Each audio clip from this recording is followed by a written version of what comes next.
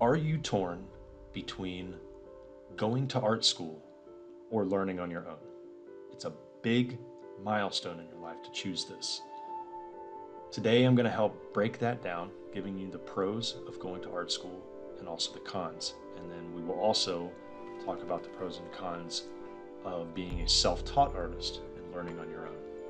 Now, with me, I can give the experience of going to school because not only did I do that, I graduated, and also I now have student loans. And I'm going to tell you how that has affected me, both positively and negatively. And hopefully by the end of this lesson, you'll make the right decision for yourself, because there are good things and there are not so good things on both sides of the coin. All right, so let's first talk about the pros of going to art school. First, you'll have access to expert guidance. Art school offers experienced professors who can help you grow as an artist and provide valuable feedback. And you're lucky when you get an instructor that is not just fresh out of college, but they're actually working in the industry.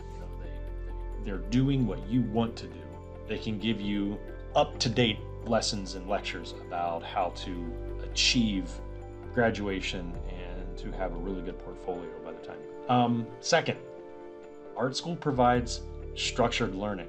And let's face it, it's kind of hard to be self-disciplined sometimes, especially when you don't really have a path to follow. You have all these tutorials online. You have people that have been in the industry and veterans suggesting how to tackle your portfolio, how to tackle the artwork. But it's hard to physically and mentally sit down to start it. It's that project anxiety that we all face. With the curriculum in place, you'll have a clear path to follow. And it helps you to ensure that you cover all the essential topics, especially if you don't know how to draw. Because when you want to make it in this industry, with me speaking about concept art, games, and film, you at least have to know how to draw. Now, not all of the time, but if you want to be a concept artist, it definitely helps you get your foot in the door. A lot of times people can jump straight into 3D, but you have to have that artistic mind to begin. The third thing that school offers is networking opportunities. And I can definitely attest to this, and I'll get into more of that in a second. Art school allows you to connect with like-minded individuals. You can build relationships that can last a lifetime and potentially lead to future collaboration. So when I was in school, it was for industrial design. So it was not necessarily concept art for games, but it was for product designs. We designed vehicles, we designed household products, things for consumers. The camaraderie there was pretty amazing. I felt at home. So when I was in school, my day structure was as follows. I woke up about 7:30. If I did not pull an all-nighter, otherwise I just never left the studio, which was fun, by the way.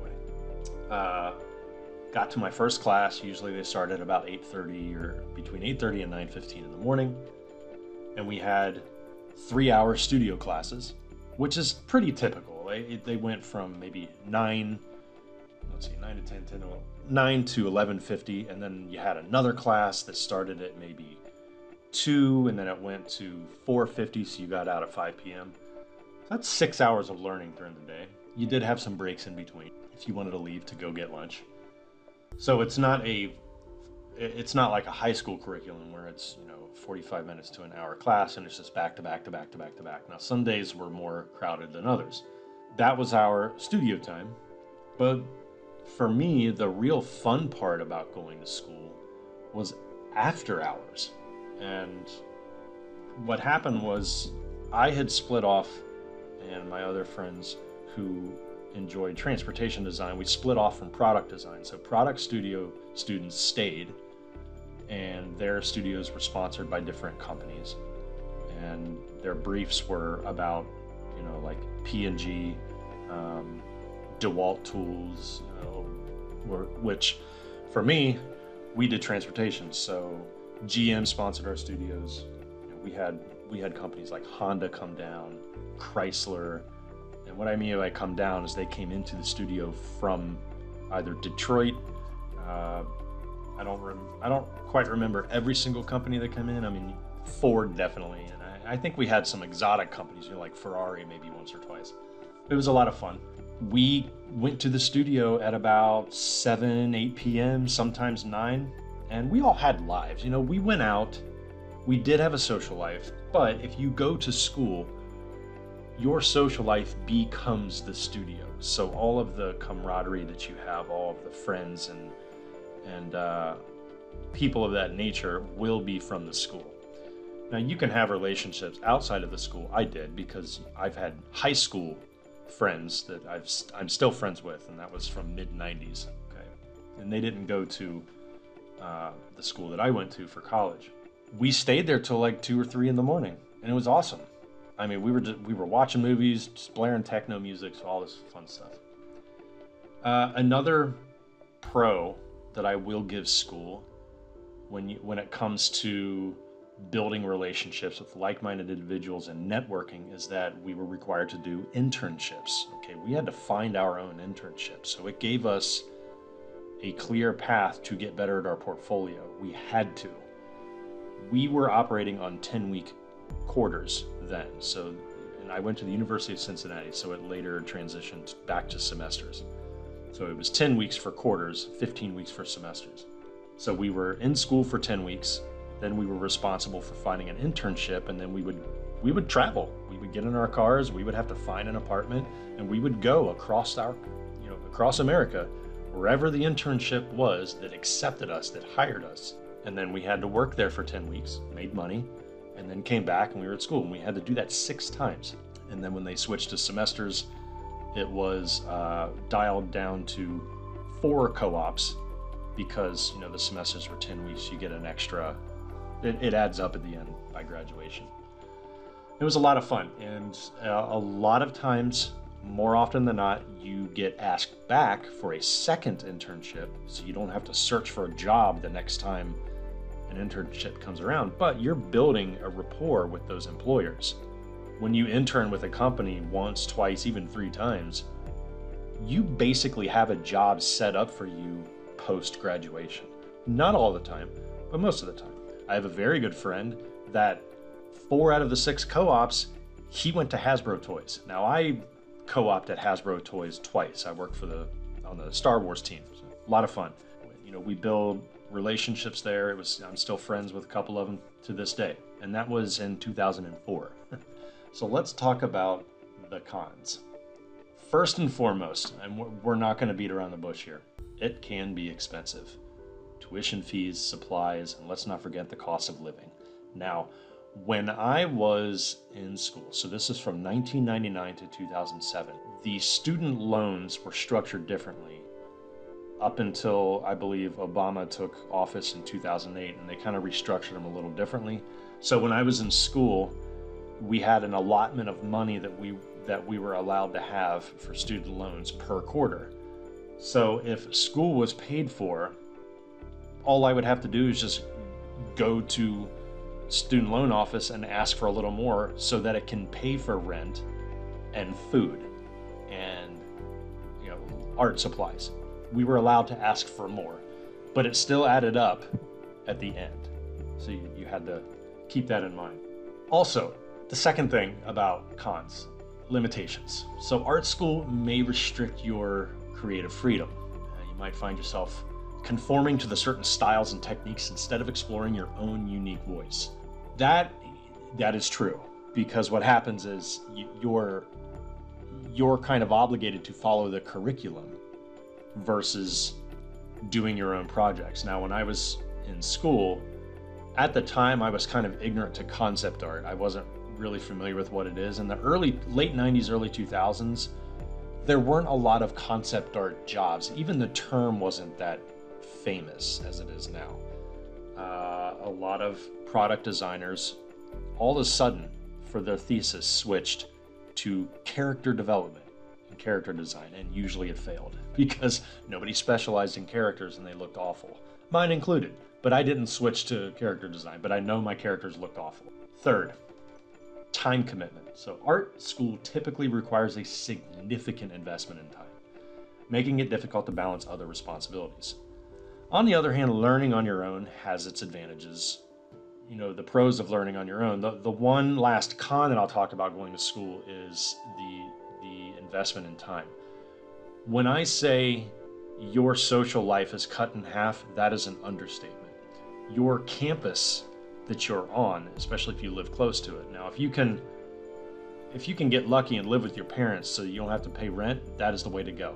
I give everybody here permission to do that if your parents are willing to do it. You're there, you live there. It's your second home. I remember, because I lived with my mom when I was going to school. I totally was not embarrassed about it. I didn't care. I didn't have to pay rent most of the time. As I get into my my junior and senior year in college, yes, I lived right next to campus, paid my own way. I got home to sleep, get up in the morning, shower, eat, and then I'm gone from 7 a.m. until about 4 a.m. And then I would come home if I did not pull an all-nighter. Let's talk about the pros of learning on your own. First, hey, it's cost effective. We're talking about money again. You can save a ton of money by utilizing online sources. You got books, you got tutorials, you have YouTube videos, free lessons. Secondly, you have the freedom to experiment. You get to explore different styles, techniques, mediums without any constraints whatsoever. And then thirdly, there's a lot of flexibility with learning on your own. Okay, learning on your own allows you to set your own pace and focus on areas that truly interest you. But there are also some downsides to consider. So some cons are learning on your own, there's a lack of structure. It's totally up to you. This is when self-discipline comes in, especially if you want to be a full-time freelancer at home. Without curriculum, without that syllabus, it's easy to miss out on important skills or concepts. So let me go into this. A lot of times aspiring concept artists who don't go to school, they learn on their own, but they're learning the wrong way, or they're too stubborn to learn the correct way when they know it exists. It's when you start ignoring somebody else's advice. And okay, side tangent. Not everybody gives good advice, but you gotta trust the people that are working in studios right now because they're there and you're not. So they did something correct. You still need to get to that point.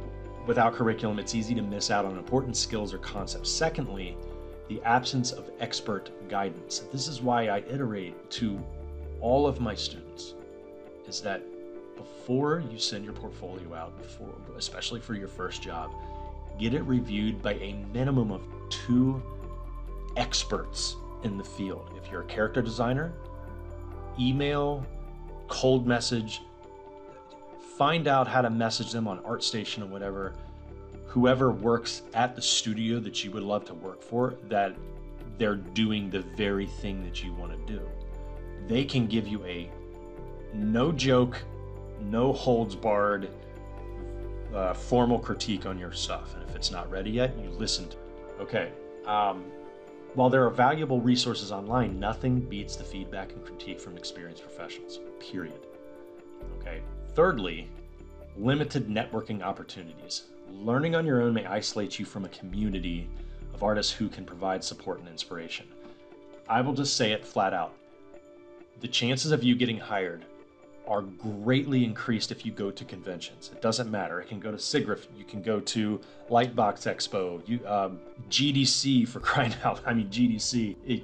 Everybody that you would need to meet in the industry, in the gaming industry anyway, is at GDC. Indie studios, new technology, VR. You got all these big game companies and smaller game companies that are looking to staff up, and just networking. So you're not always guaranteed work at these things, but it's good to go. Whether you choose to go to art school or learn on your own, both paths have their pros and cons. All right, so what you need to do is consider your goals, your budget, and your learning style. Remember, it's ultimately your dedication, your passion, and commitment to improving your craft that will lead you to success. Let's say you're sitting at home and you know you can't afford to go to school.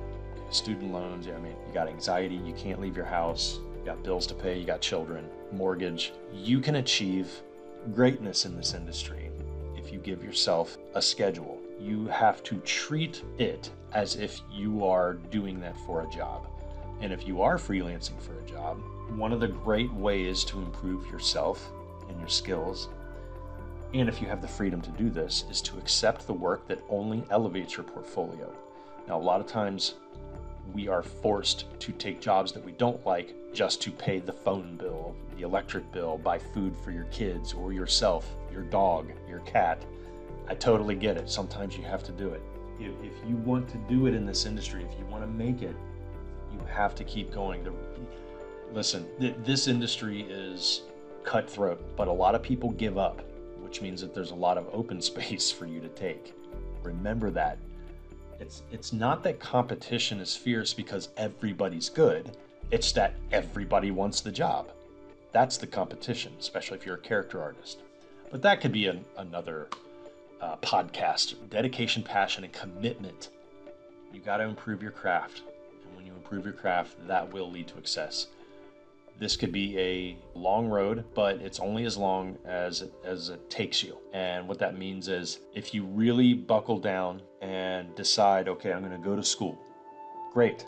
That's a big commitment. I will say that no studio is going to hire you because of your degree. They don't care. They don't care about your resume. They don't care about your cover letter until they see your work. If you have very good work, then they will read your work history, your cover letter, your passion, dedication. They will read your accomplishments. Have you been published? Have you gone to school and finished it? Do you have internships, etc.? For me personally, I'm very proud of myself for going to school. I loved it. When I started, it was at the University of Cincinnati, so the College of Design, Architecture, Art, and Planning, which is DAP for short, DAAP. You know, when I went there, concept art really wasn't a thing, or at least I didn't know about it. I just knew I wanted to draw creatures and stuff. I learned a ton about sketching. A very good curriculum disciplined me, and it gave me structure. And I'm one of the people that I operate well with structure.